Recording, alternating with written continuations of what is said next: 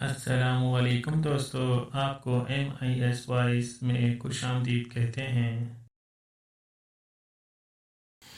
ایک چڑی مار منہ اندھیرے گھر سے نکلا، دن بھر بھوکا پیاسا جال بچھائے جنگل میں بیٹھا رہا۔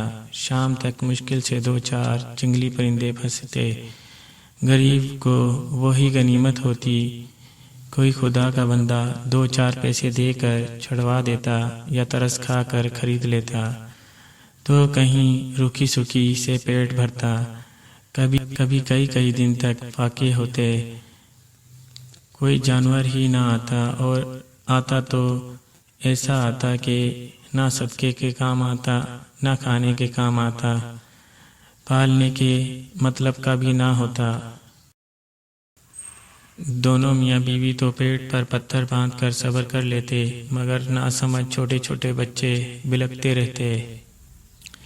اسی طرح بلک کر بسر ہو رہا تھا کہ ایک دن چڑی مار کی بیوی، دیکھنا یہ منحوسیت ہم پر صبر سمیٹتے، خدا جانے کسے ظالموں کے ہاتھ پڑتے ہوں گے، وہ بیچارے اپنے گھروں سے بے گھر بال بچوں سے الگ پھرتے ہیں اور ظالم اٹھاتے ہیں۔ چڑی مار مگر کریں تو کیا کریں، باپ دادا سے یہی پیشہ چلا آتا ہے۔ خدا نے اسی میں ہمارا رزق اتارا ہے۔ بیوی اچھا ایک کام تو کیا کرو، جو جانور بکنے سے رہ جائیں ان کے دانے پانی کا تو خیال رکھا کرو۔ چڑی مار اپنے ہی بچوں کا پیٹ نہیں پلتا، ان کے لیے کہاں سے لاؤں؟ بیوی پھر جو کھانے کو ہو انہیں کھلا دیا کرو، اس سے تو اچھا ہے کہ پھٹکی میں پھڑک کر مر جائیں۔ چڑی مار یہ تو ہمارے ہاں قسم ہیں، اور سب جانور کھانے کے بھی تو نہیں ہوتے۔ بیوی تم قسم کو لیے پھرتے ہو، فاقوں میں تو حرام بھی حلال ہو جاتوں کو چھوڑ دو، بچے تو فاقے میں نہیں ہیں نا۔ اور چڑی مار کو یہ بات سمجھ میں آ گئی، اس نے حامی بھر لی اور کہا خیر تم جاؤ، کل سے یہ بھی کر کے دیکھ لوں گا، اور کچھ نہیں تو بھوکے رہنے سے بچ جائیں گے۔ دوسرے دن چڑی مار پھٹکی اور جال لا کر جنگل پہنچا۔ اتفاق کی بات ہے کہ شام ہونے کو آئی اور چھوٹا بڑا اچھا برا کوئی پرندہ نہ پھنسا۔ مایوس ہو کر اپنا سامان سمیٹ رہا تھا کہ ایک نئی نسل کا نہایت ہی خوبصورت طوطا جال میں آ گیا۔ چڑی مار کی خوشی کا کیا پوچھنا تھا، آج قسمت کھل گئی، منہ مانگے دام ملیں گے۔ شہر آیا تو دیکھا ہڑتال ہے، کوئی گاہک نہ ملا، رات ہو گئی تھی۔ تقدیر کو کوستا گھر کا راستہ لیا۔ بیوی منتظر تھی، دیکھتے ہی بولی کہو کیا لائے ہو؟ چڑی مار ارے ہمارے نصیب میں تو فاقوں کے علاوہ کچھ بھی نہیں ہے، آج تو یہ طوطا ملا، باقی نہیں ملا۔ خدا کی مارن ہڑتالوں پر غریب کہاں سے کھائے، چوک پر چڑیا کا بچہ بھی نہیں ہے، سارا شہر بند ہے۔ بیوی تو پھر کیا ہوا، پڑ جائے گی نا۔ چڑی مار طوطا کھائے گی کیا، ایک تو کی چیز نہیں، دوسرا گوشت کتنا نکلے گا، اس میں تو پر ہی پر ہوتے ہیں۔ بیوی بس تم بیٹھے رہو، میں پڑوسن سے نون مرچ اور آٹا مانگ لیتی ہوں، آج تو اسے پکانا ہے، چاہے بوٹی بھی حصے میں نہ آئی۔ یہ کہہ کر عورت پھٹکی کے پاس گئی کہ طوطے کو نکالے۔ طوطا معمولی طوطا نہ تھا، ہزار داستان پریشان تھا جانور۔ اس نے سنا کہ عورت اپنی ضد پر اتر آئی ہے، بغیر ہنڈیا گرم کیے نہیں رہے گی، گھبرا کر بولا مائی ان مٹھی بھر پروں کو بکھیر کر کیا ملے گا، میرے گوشت میں کیا مزہ، مال مسالہ بھی رائگا جائے گا، رکی سکی روٹی کھا کر رات کاٹ لے، مجھے حلال نہ کر، تم چڑیا مار میری قدر کیا جانو، جو ہیرا من تمہارے جال میں پھنس گیا، ایک بوٹی اور چلو۔ پھر شوربے کی لالچ میں گھر میں آئی ہوئی لکشمی کو ہاتھ سے نہ کھو، اور اتنا صبر نہیں تو صبح بادشاہ کی خدمت میں مجھے پیش کر دو، ہمارے دن بدل جائیں گے۔ عورت نے جو طوطے کو اس طرح بولتے ہوئے دیکھا تو حیران پریشان ہو گئی۔ واقعی بولتی چڑیا بھی ہوتی ہے کیا؟ ادھر چڑی مار بھی طوطے کی باتوں سے مستحب ہو کر اٹھ کر بیٹھ، وہ اپنے بڑوں سے ہیرا مند طوطے کی کہانیاں سنا کرتا تھا۔ اسے یقین ہو گیا کہ یہ ہیرا مند طوطا ہے اور خدا نے ہمارے دن پھیر دیے ہیں، کیسا پکنا، کیسا سونا اور کیسا کھانا۔ دونوں میاں بیوی صبح ہونے کا انتظار کرنے لگی، جاگتے جاگتے اور طرح طرح کے خیالی پکاؤ پکاتے رہے۔ خدا خدا کر کے دن نکلا۔ چڑی مار نے ہاتھ دھو کر اجلے کپڑے پہن کر طوطے کا پنجرا اٹھا کر بادشاہ کے دربار میں حاضر ہوا اور طوطے کا پنجرا پیش کیا۔ پرستان کا طوطا جیسے سبز پرندے ہوتے ہیں۔ بادشاہ دیکھتے ہی عاشق ہو قیمت پوچھی چڑی مار سے، کچھ کہنے ہی کو تھا۔ طوطا بولا، حضور انمول چیز کا مول کیا؟ راجہ اندر کی باغ کی چڑیا ہوں، نصیب کی گردش سے اس غریب کے پھندے میں پھنس گیا، ایک رات اندھیری گزری ہے۔ صبح سے پھر ستارہ چمک اٹھا۔ خدا شکر خور کو شکر دیتا ہے، اب جو آپ کی خدمت میں ہو۔ یہ غریب مجھے کیا جانے لیکن میرے صدقے اس کے بال بچے پل جائیں گے۔ بادشاہ پہلے تو صورت پر فدا ہوا تھا، یہ لچھے دار گفتگو سنی تو بالکل ہی لیٹ گیا۔ خزانچی کو حکم دیا کہ چڑی مار کی پھٹکی میں جتنی شرفیاں آئیں دے دو۔ ادھر تو چڑی مار نہال اپنے گھر کو روانہ ہو گیا اور ادھر بادشاہ کا پنجرا اٹھا کر اپنے ہاتھ میں اپنے خوابگاہ میں آ گیا۔ رنگ برنگی بولیاں اور ملک کے قصے سن کر دنگ رہ گیا۔ غرض کے تو اور بادشاہ طوطے کا ایسا گرویدہ ہوا کہ کسی بات کا ہوش نہ رہا۔ 8 پہر طوطا ہوتا اور بادشاہ سلطنت کا کاروبار تو ایک طرف جاتی، چہیتی بیگم تک سے بات نہ کرتا۔ عورتیں غریبوں کی ہو یا امیروں کی، حسد ان کے دل میں داخل ہو ہی جاتی ہے۔ شوہر کے مقابلے میں انسان تو انہیں جانوروں تک سے بیر ہو جاتا ہے۔ اس بادشاہ کی کئی بیویاں تھیں۔ طوطے اور بادشاہ کی محبت دیکھ کر اندر ہی اندر جلنے لگی۔ سمجھے کہ طوطے میں کوئی بھید ہے جو بادشاہ کا دل ہم سے پھر گیا ہے۔ غریب طوطے کی دشمنی میں سب ایک ہو گئی، مشورے ہونے لگے، کسی طرح اس سبز قدم کا کام تمام کرنا چاہیے۔ سکناپے کی آگ جب بھڑکتی ہے تو مارے یا مرے بغیر بجھتی نہیں، ہر وقت اس تاب میں رہتی کہ کم موقع ملے اور بیچارے کی ٹانگیں کھینچیں۔ لیکن بادشاہ سلامت طوطے کو اکیلا چھوڑتے ہی نہیں تھے، تو ان کی مراد بھلا کیسے پوری ہوتی؟ وہ محل میں رہتے تو آنکھوں کے سامنے رکھتے، باہر جاتے تو ساتھ لے جاتے۔ اتفاق کی بات ہے بادشاہ کو کسی مہم پر جانا پڑا اور کچھ ایسی پریشانی ہوئی کہ طوطے کا پنجرا رہ گیا۔ بیگموں کو ایسا موقع خدا دے، اب کیا کریں، کوئی بہانہ بھی تو ہونا چاہیے، کیونکہ آپس میں بھی تو سکناپے کی لاگ ڈانٹ تھی۔ ڈر تھا کہ اپنی سرخودی کے لیے کوئی بھانڈا نہ پھوڑ دے، الٹے ہم پر ہی۔ اس لیے جو سب میں زیادہ چلتی تھی، اس نے صلاح دی کہ آؤ طوطے سے پوچھیں کہ ہم میں خوبصورت کون ہے۔ منشا یہ تھا کہ ایک نہ ایک بدصورت ضرور ٹھہرے گی، بس اس کے ہاتھ اس کی موت ہے۔ جھٹ بادشاہ کے خوابگاہ میں پہنچے اور ہیرا من سے کہنے لگی، میاں مٹھو تمہاری شناخت کی بڑی دھوم ہے، کہتے ہیں کہ تم نے دنیا کی بہت سیریں کی ہیں، ہم تو جب جانے، یہ بتاؤ ہم میں سے سب سے زیادہ آپ کو کون پسند ہے؟ طوطا ان کی نگاہوں سے تاڑ گیا کہ دال میں کچھ کالا ہے، ایسے چھپڑ باتیں کرنے کی پڑی ہوئی تھی۔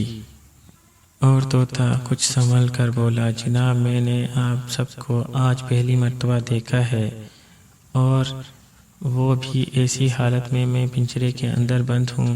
اگر میری نظر کا امتحان منظور ہے تو مجھے پنجرے سے باہر نکالے، میں ایک ایک کے پاس جا کر سر سے پاؤں تک دیکھوں، پھر بتا سکتا ہوں کہ کون کتنا خوبصورت ہے۔ پہلے تو یہ ڈرے کہ پنچھی کا کیا بھروسہ، جل دے کر اڑ گیا تو آفت آ جائے گی، لیکن وہی حرفا جس کی یہ تجویز تھی اپنا منصوبہ بگڑتے دیکھ کر چپکے سے بولی، بہو سوچ کس بات کا ہے، کمرے کے سارے دروازے اچھی طریقے سے بند کر دو، اڑ کر جائے گا کہاں، ہم اتنی ہیں اس کی منڈیاں مروڑ کر رکھ دیں گے۔ چنانچہ اپنی دانش مندی میں پورا بندوبست کر کے طوطے کو پنجرے سے باہر نکالا۔ ہیرامن کمرے میں چاروں طرف اڑنے لگا، ادھر تو اس نے اپنے پروں کو کھول لیا اور اوپر ایک روشن دان پر نگاہ پڑی جو کھلا رہ گیا تھا۔ شہزادیاں بےتاب تھی، بار بار اپنا سوال دہراتی رہی، مگر میاں مٹھو نے آخر ایک دفعہ ہی ہیرامن کی آنکھیں کھول کر بولا، کیا بکواس لگا رکھی ہے، چڑیلوں جیسی شکلیں ہیں یہ ناز، سات سمندر والی شہزادی کی لونڈی بھی تم سے بہت ہزار گنا خوبصورت ہے۔ اتنی بڑی بات سن کر تو بادشاہ کی بیویاں آپے سے باہر ہو گئی، سب ہلہ کر کے چپٹنے لگی، ایک ایک پر نوچ ڈالیں یہ آپ کا، اور ہیرامن روشن دان سے جاتا رہا، ساری کی ساری ہاتھ ملتی رہ گئی اور ایک ایک کا منہ دیکھتی رہ گئی۔ شاہی محل کے پچھواڑے دریا کے قریب ایک لکڑہارے کی جھونپڑی تھی، ہیرامن اڑ کر وہاں جا بیٹھا۔ لکڑہارے کی بیوی نے جوں ہی ایک نئی نسل کا طوطا دیکھا تو جھٹ دوپٹہ ڈال کر پکڑ لیا، بیچاری بے اولاد تھی، طوطے کی باتوں سے جی بہلانے لگی۔ اب بادشاہ کی سنو، ہیرامن کے بغیر سفر عذاب ہو گیا، 8-10 دن جو توں کر کے گزارے، اور مارا الٹا یا سیدھا اپنے کمرے میں پہنچا، دیکھا تو پنجرہ خالی تھا، آئے تو جائے کہاں، اندر باہر قیامت آ گئی، لونڈیاں اور باندھیاں اور نکر چاکر سیمے پھرتے رہے، مگر کوئی نہ بتا کہ طوطا کہاں گیا۔ جب کسی طرح طوطے کے غائب ہونے کا راز کھلا تو حکم دیا، شہر گلی گلی کوچے میں ڈھنڈورا پٹوا دو، جو ہمارے طوطے کا پتہ بتائے گا اسے پکڑ کر ہمارے پاس لائے گا، جو مانگے گا وہ دیا جائے گا۔ لکڑہارے نے بھی یہ ڈھنڈورے کی آواز سنی، بیوی سے بولا کہ ہو نہ ہو بادشاہ والا طوطا یہی ہے، چلو خدا نے ہمیں گھر بیٹھے دولت دے دی۔ بیوی راضی نہیں ہوتی، کی لالچ اور حکم کا ڈر جلدی طوطے کو شاہی ڈیوٹی پر جا خبر دی۔ دوڑے بادشاہ کو معلوم ہوا کہ ہیرامن مل گیا ہے۔ بادشاہ کا دل باغ ہو گیا، ہزاروں روپے لکڑہارے کو انعام میں دیے۔ لکڑہارا تو غریب سے امیر ہو کر اپنے گھر کو چلا گیا، اور یہاں بادشاہ نے اکیلے میں طوطے کو آنکھ دکھا کر کہا، ہیرامن آخر طوطے کی ذات ہو نا بے مروت، میری اتنی محبت کا بھی خیال نہ آیا۔ طوطے نے جواب دیا، حضور جو کہیں سر آنکھوں پر، لیکن قصور معاف ہم جانوروں کو ایسا ہی بے مروت، نہ آشیانہ اور کم ظرف کہہ دے، پھر بھی انسان جیسے احسان فراموش اور ظالم نہیں۔ ساری کی ساری داستان طوطے نے کچھ ایسی لاسانی سے بیگموں کی دشمنیوں اور سات سمندر والی شہزادی کا قصہ بیان کیا، ایک طرف تو ان سب کی صورت سے نفرت، دوسری طرف اس شہزادی کو دیکھنے کا شوق پیدا ہو گیا۔ راج ہٹ بھی خدا کا قہر ہوتا ہے۔ فوراً بیگموں کو آبادی سے دور جنگل بیابان میں چڑھوا دیا گیا، اور طوطے سے کہا کہ اگر اپنی اور میری سلامتی چاہتے ہو تو مجھے اس شہزادی تک پہنچاؤ۔ ہیرامن بولا، بہترین تو یہ ہے کہ آپ اس خیال سے باز آ جائیں، وہاں تک پہنچنا آسان نہیں ہے۔ اگر آپ یہی ضد پہ ہیں تو خیر، جیسا میں کہوں ویسا ہی سامان مہیا کیجیے، میں حاضر ہوں، اس کے محلوں میں پہنچا دوں گا، آگے آپ جانیں اور آپ کا کام۔ بادشاہ نے پوچھا، وہ کیا سامان ہے؟ طوطا بولا، ایک پردار گھوڑا مہیا کیجیے۔ بادشاہ بہت سٹ پٹایا، پردار گھوڑا کہاں سے آئے گا؟ طوطے نے بادشاہ کو پریشان دیکھ کر کہا، پریشان نہ ہوں، مجھے استبل میں لے چلیے، جس گھوڑے کو میں پسند کروں اسے کہیں الگ رکھیے اور روزانہ اکیلے میرے ساتھ چل کر جو بوٹیاں میں بتاؤں وہ دیجیے اور اپنے ہاتھ سے اس گھوڑے کو کھلائیے، تو پھر خدا کی قدرت کا تماشا دیکھیے۔ چنانچہ ایک گھوڑا چھانٹ کر الگ رکھ دیا گیا اور جیسی بوٹیاں طوطا کہتا گیا بادشاہ لا لا کر کھلاتا رہا۔ چند روز میں کیا دیکھتے ہیں کہ گھوڑے کے پر نکل آئے اور اس کے جسم میں بجلی سی گوندنے لگی۔ جب گھوڑا ہیرا من کی مرضی کے مطابق تیار ہو گیا سے کہا کہ سواری تو ہو گئی، اب آپ چاندی کے چھوٹے چھوٹے بہت سے پھول بنوائیے اور سفر کا دوسرا ضروری سامان لے کر چلیے۔ حکم کی دیر تھی، پھول بھی بن کر آ گئے، خروجوں میں روپے اشرفیاں بھر لی۔ بادشاہ گھوڑے پر اور ہیرامان بادشاہ کے کندھے پر دونوں شہر سے نکل جنگل جا پہنچے تو طوطا بولا، اب ہمارا اصل سفر شروع ہوتا ہے، ایک چابک گھوڑے کو لگائیں، لیکن یاد رکھے کہ اگر جلد بازی میں آپ نے دوسرا چابک لگا دیا تو کام بگڑایا خراب ہو جائے گا۔ چابک لگنے کی دیر تھی کہ گھوڑا اوپر اڑا اور ہوا میں تیرتا ہوا بجلی کی تیزی کے ساتھ چلا۔ جنگل، پہاڑ، دریا، میدان اور سمندر آنکھوں کے نیچے سے نکلے جاتے تھے۔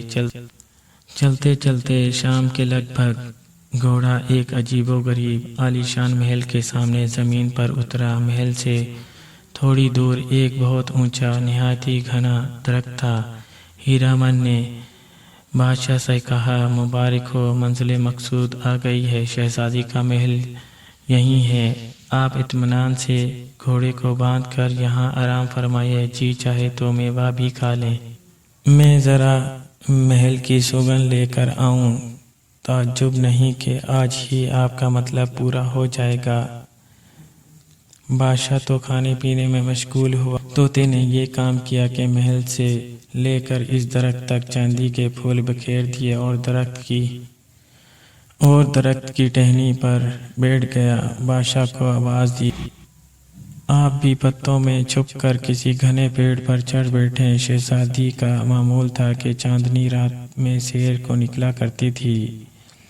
آدھی رات ہوئی تو محل کا چور دروازہ کھلا اور شہزادی 2-4 لونڈیوں کے ساتھ چاندنی کی بہار دیکھنے کے لیے باہر آئی۔ عجیب سما دیکھا کہ زمین پر دور دور تک ستارے چمک رہے ہیں۔ اٹھائے تو چاند کے پھول تھے۔ شہزادی انہیں سمیٹ کر اپنے آنچل میں جمع کرنے لگی اور پھرتے پھرتے درخت کے نیچے تک آ پہنچی۔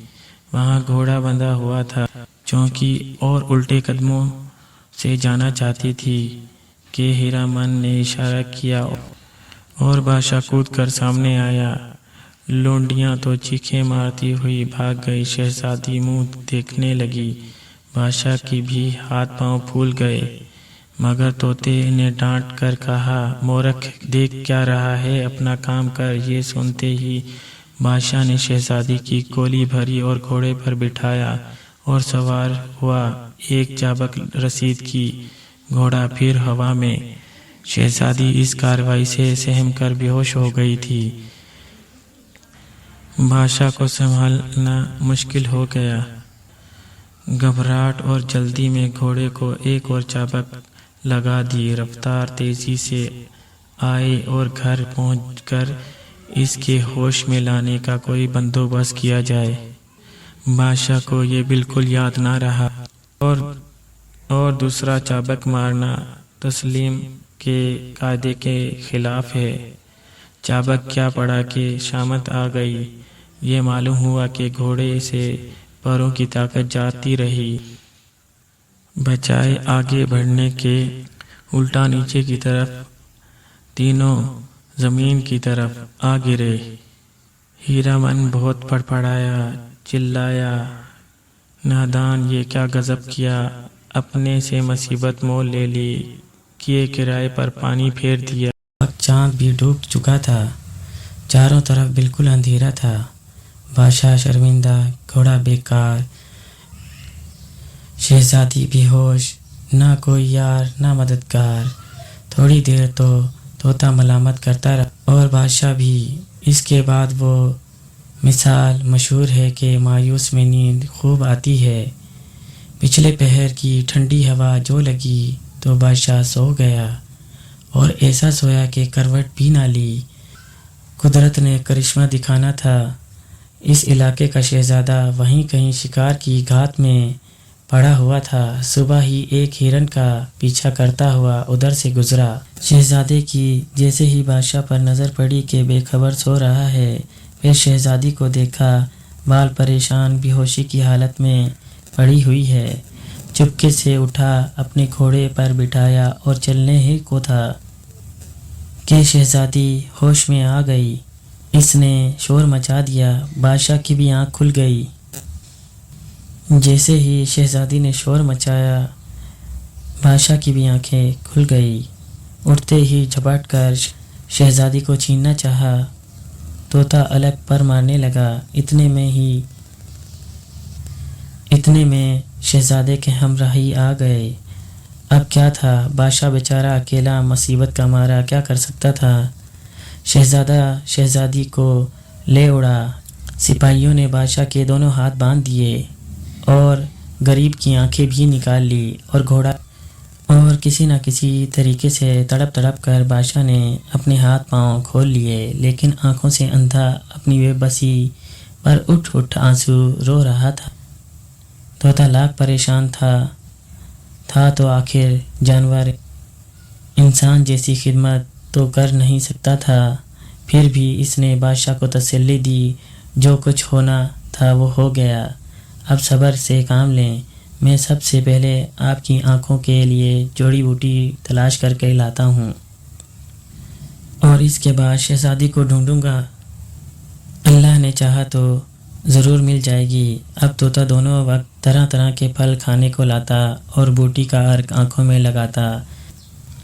اللہ کی شان، 6-7 ہی دن میں ڈیلے بننا شروع ہو گئے۔ ادھر تو بادشاہ ایک درخت کے نیچے فقیروں کی طرح تقدیر کے پھرنے کا منتظر تھا۔ ادھر شہزادہ شہزادی کو اپنے محل میں لے کر پہنچا اور اسے شادی پر رضامند کرنے لگا۔ اول تو شہزادی نے انکار کر دیا، لیکن دیکھا کہ شہزادہ اپنے وقت کا حاکم، ضد کا پورا ہے، تو کہا اگر آپ یہ چاہتے ہیں کہ میں آپ سے خوشی خوشی آپ سے شادی کر لوں اور مجھے 6 مہینے کی مہلت دیں اور میرا گھوڑا بھی میرے حوالے کیجیے۔ بادشاہ نے منظور کر لیا۔ شہزادی گھوڑے سمیت الگ ایک مکان میں رہنے لگی۔ شہزادے کا جب دل چاہتا وہ دوسرے تیسرے دن آ کر اپنا دل بہلانے کے لیے صبح شام پرندوں کو دانہ ڈالتی۔ طرح طرح کے جانور آتے، اپنی اپنی بولیاں بولتے، اس کا وقت گزر جاتا۔ خیال تھا کہ بے زبان دانہ کھائیں گے، خوش ہو جائیں گے، شاید ان کی دعا سے خدا مجھ کو اس سے رہائی دے۔ کئی ہفتے اسی طرح گزر گئے۔ بادشاہ کی آنکھ بھی اچھی ہو گئی۔ گھوڑے کے گھاس میں کوئی ایسی پتی آئی تھی کہ اس کے پروں میں اڑنے کی طاقت دوبارہ سے آ گئی۔ طوطا بھی بادشاہ کی نگرانی سے نجست ہو کر دور دور کے دھاوے مارنے لگا۔ ایک دن ہیرامن نے دیکھا پرندوں کا جھنڈ باغ کی ایک عمارت میں چلا جاتا ہے، یہ بھی ان کے پیچھے ہو لیا۔ کیا دیکھتا ہے کہ وہی 7 سمندر والی شہزادی دانہ ڈال رہی ہے۔ طوطا اس کے ہاتھ پر جا بیٹھا۔ شہزادی چونکی مگر جانور سے کیا ڈرتی۔ طوطے کو آدمی کی طرح بولتا دیکھ کر حیران ضرور ہوئی۔ طوطے نے بادشاہ کی پوری کہانی سنائی۔ کہ کس طرح تمہاری تلاش میں گھر سے نکلا، اپنی سلطنت پر لات ماری، آنکھیں نکلوائی، تکلیف اٹھائی۔ یہ بات کچھ اس طرح بیان کی کہ شہزادی بے چین ہو گئی اور کہنے لگی کچھ بھی ہو اسی وقت مجھے اس کے پاس لے چلو۔ تو طوطا بولا جلدی کرنا شیطان کا کام ہے، دن دہاڑے تمہارا چلنا عقل مندی نہیں، 100 دشمن 100 دوست۔ کسی نے شہزادے کو خبر دے دی تو بادشاہ کی مفت میں جان چلی جائے گی اور تمہارے ساتھ نہ جانے کیا سلوک ہوگا۔ مناسب یہ ہے کہ رات گھوڑا اپنے پاس باندھ لینا اور تیار رہنا، آگے خدا مالک ہے۔ یہ کہہ کر طوطا خوش بادشاہ کے پاس آیا اور کہنے لگا آپ نے تو اپنے اوپر آفت لانے میں کوئی کمی نہ چھوڑی، لیکن خدا نے رحم کیا، شہزادی کا پتہ لگ گیا ہے، رات کو چلیں گے اور شہزادی کو لے کر اپنے پہلے تو وہ آپ سے شادی کرنے پر راضی ہوتی یا نہ ہوتی، اب اس کے دل میں آپ کا خیال پیدا ہو گیا۔ بادشاہ خوشی کے مارے اچھل پڑا، وقت گزارنا مشکل ہو گیا۔ غرض کی رات ہوئی، ہیرا من چلا، شہزادی ہر طرح سے لیس گھوڑے کی لگام پکڑے منتظر تھی۔ طوطا گھوڑے کی گردن پر بیٹھا، بولا بسم اللہ، رباب میں پیر دیے شہزادی کا سوار ہونا تھا کہ طوطے نے اس کے کان میں کچھ کہا، ایک دم ہی اڑا اور درخت کے سامنے جا کھڑا ہوا۔ بادشاہ بھی تیار، بیٹھتے ہی جھاپک لگائی اپنے محل میں تھے، خوشی کے نغارے بجے، دوست دشمن سب آئے، شادی دھوم دھڑاکے سے کی گئی۔ ہیرا من کی وفاداری دیکھیے، سارے محل میں بادشاہ کے بچوں سے باتیں کرتا، ان کا جی بہلاتا، کھلے پروں سے گھومتا پھرتا،